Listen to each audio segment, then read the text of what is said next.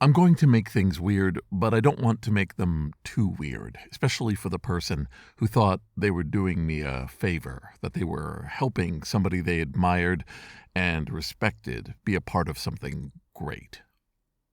So I won't tell you who the person was. What I can tell you is that there was an event going on at the archive, and I was in my usual top hat and outfit and had come off stage having done a whole bunch of presentation and MC work.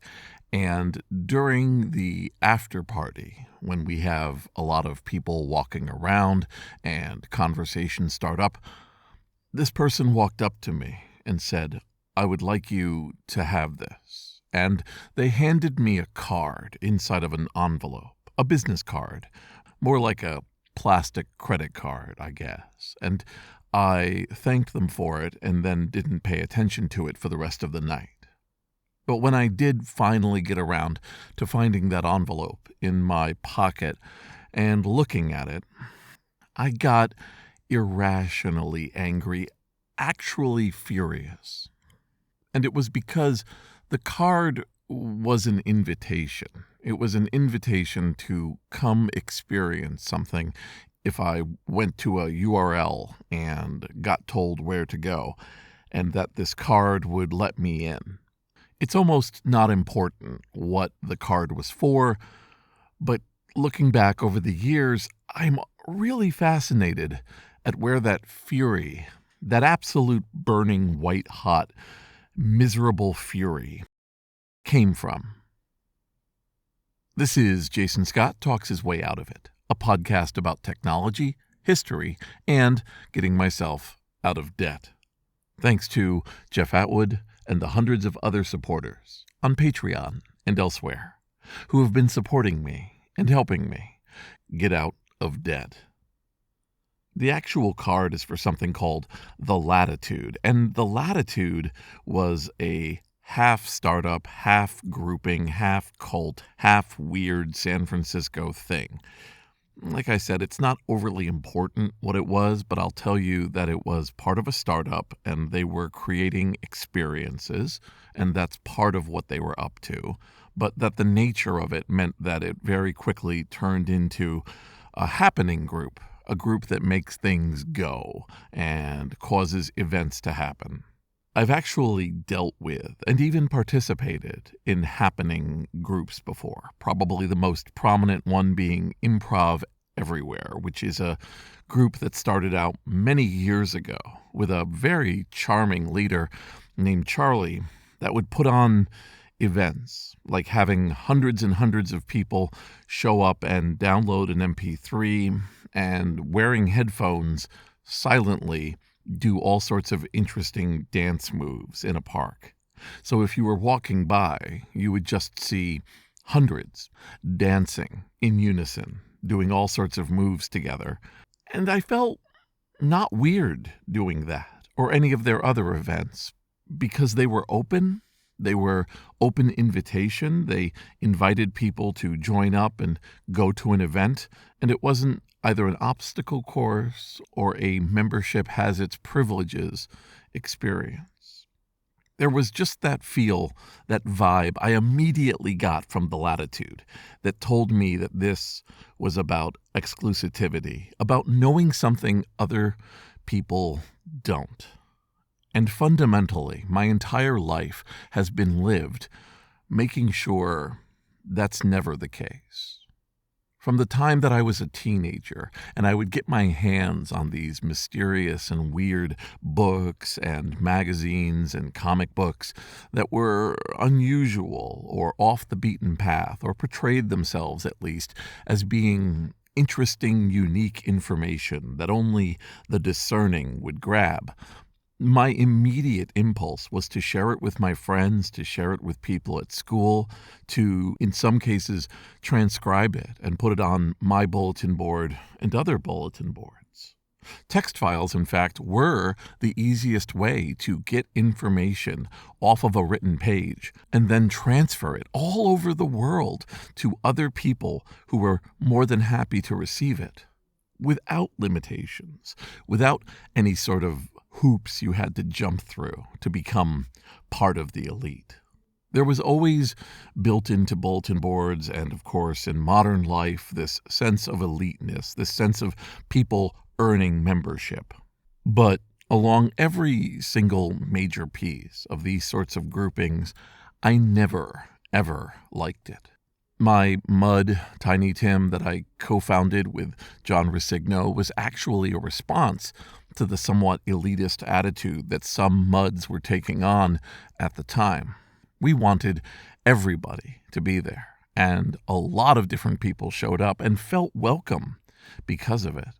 Different events that I would go to in my 20s and 30s may have had admission prices, but they didn't have you go through a process of being accepted.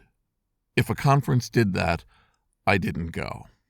In at least a few cases, I did attend HackerCons that were small or didn't record what they were doing because they didn't want the speakers to feel restricted in what they could discuss. I definitely attended a conference that was a magazine on stage, they called themselves, where they didn't leave any recordings for that reason, so that we could be exposed to stories that wouldn't echo and end up elsewhere and out of the control of the people who were trustingly sharing private information with us. But anybody could go.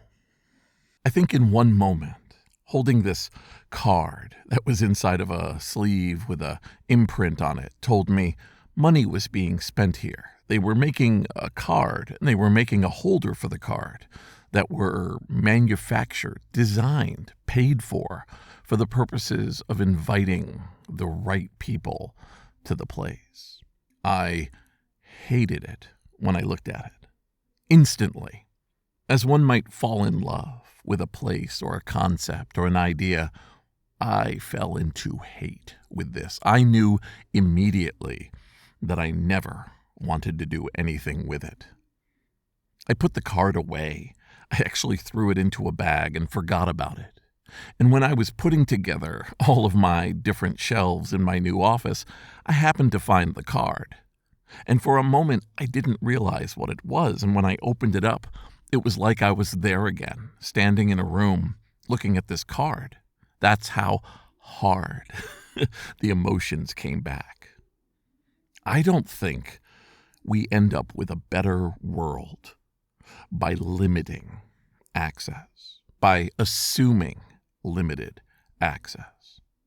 I understand the concepts of proprietary information, of running into issues with personal information getting out, or trying to curate an experience. But the sense of building a club underneath a sort of fuzzy overhead of something happening, especially with a sense of money, exclusivity, people sort of falling into the we're better than others, we know things than others, it just fills me with an oily dread. In Boston, there was a group, and I'm not in the mood to throw hands today, but it was a group, and they were known in the online world, although they had an offline aspect as well, and they would have dinners and parties, and they were extremely connected to one another.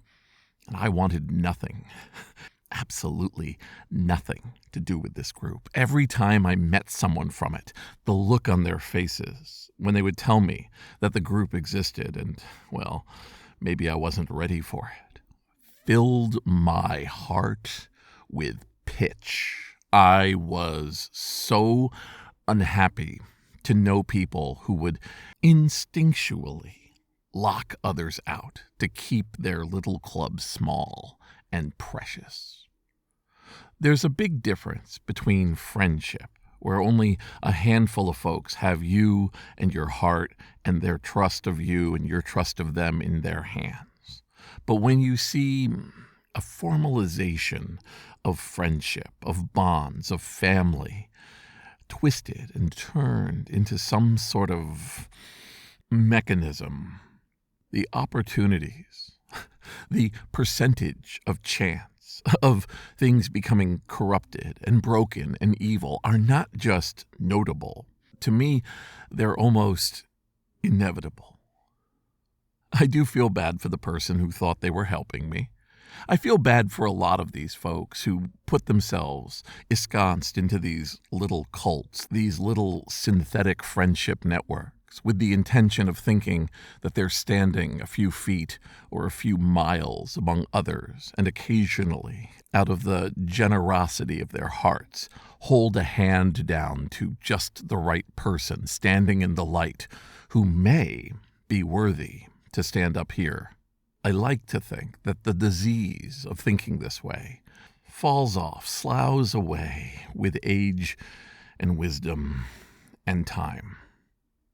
But somehow I can't help but feel that maybe they just go into darkness thinking they made the world a little better. The card still sits on my shelf every time I go by it, and I remember what it stands for. I work a little harder, maybe a lot harder, to acquire, digitize, and spread as much information and knowledge as I possibly can. This is Jason Scott Talks His Way Out of It, thanks to James Bekoyanu, Ernie Hershey, Michael Rubin, Dilip Reddy, Sean Kelly, Trixie the Cat, Joey Mink, Martin, Sembiance, Benjamin Guts, David Fisher, and Anonymous, along with the hundreds of other supporters on Patreon and elsewhere who have been supporting me and helping me get out of debt. You can look up the story of the Latitude. Spoiler alert, it didn't go very well. Meanwhile, the items that I've put up on text files and archive.org, they're mostly still there, and you're welcome to download them and give them to anyone you want.